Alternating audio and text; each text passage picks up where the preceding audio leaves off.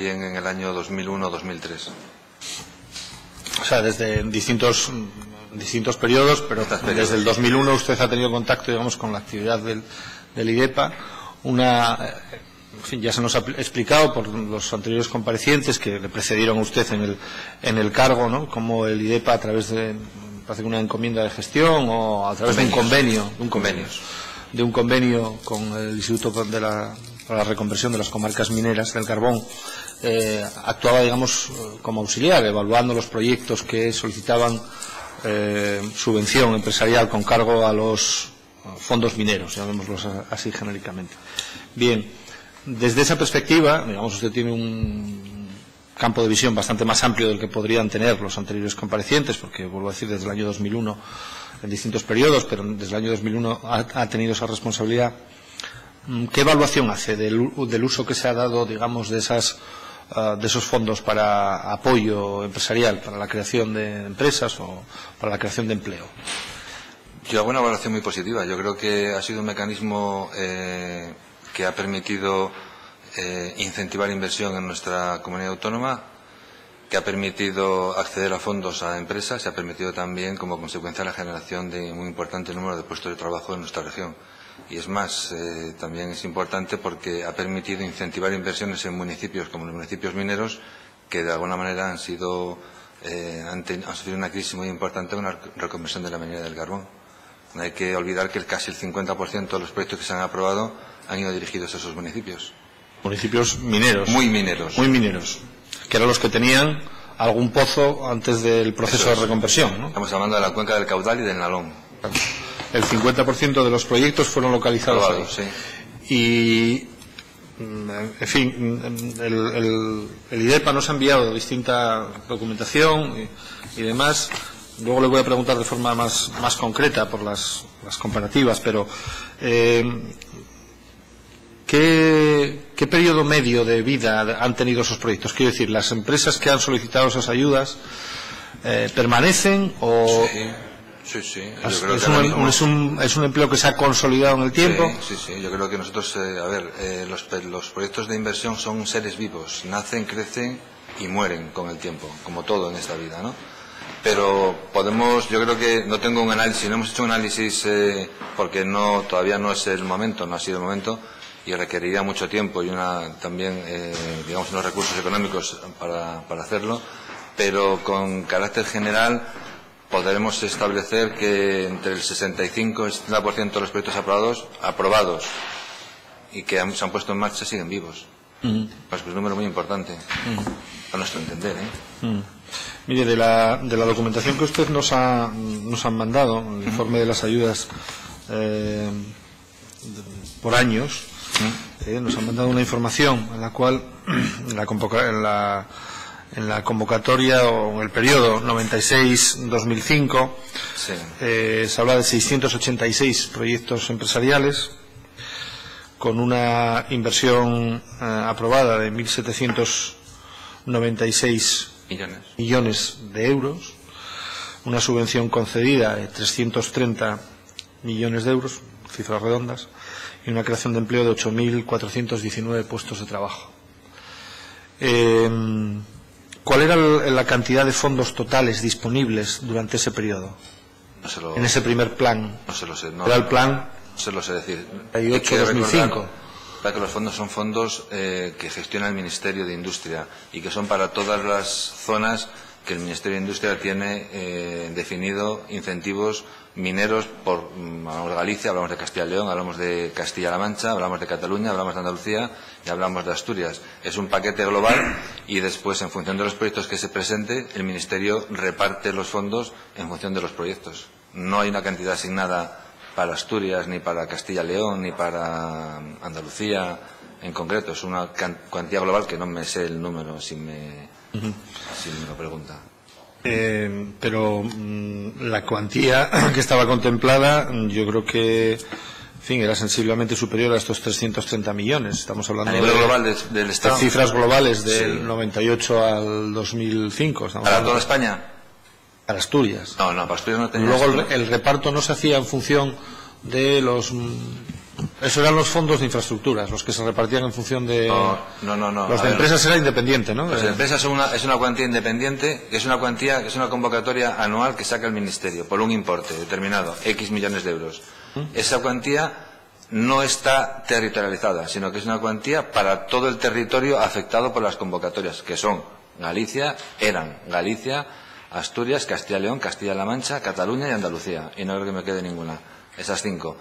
A esas convocatorias se presentaban proyectos de esas comunidades autónomas que se remitían al Ministerio con una evaluación de cada comunidad autónoma, cada organismo encargado de hacerlo, y era el Ministerio el que, en función de la puntuación que obtenía cada proyecto, después asignaba los recursos a cada proyecto. Pero no había una cantidad para Asturias, ni para Castilla y León, ni para Andalucía.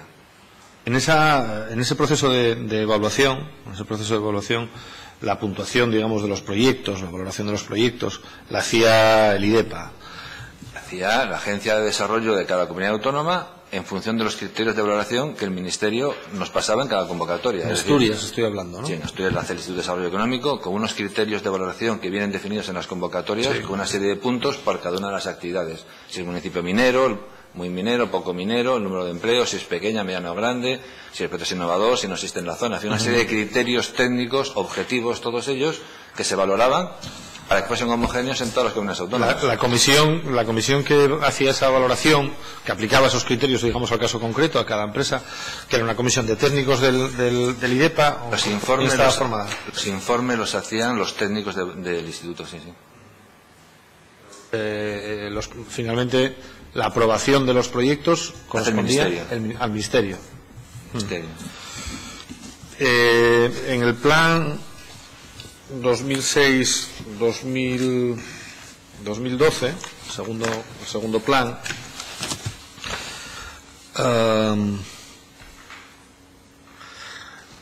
las cifras, lo que nos han facilitado ustedes, ¿no? Total de proyectos aprobados 625,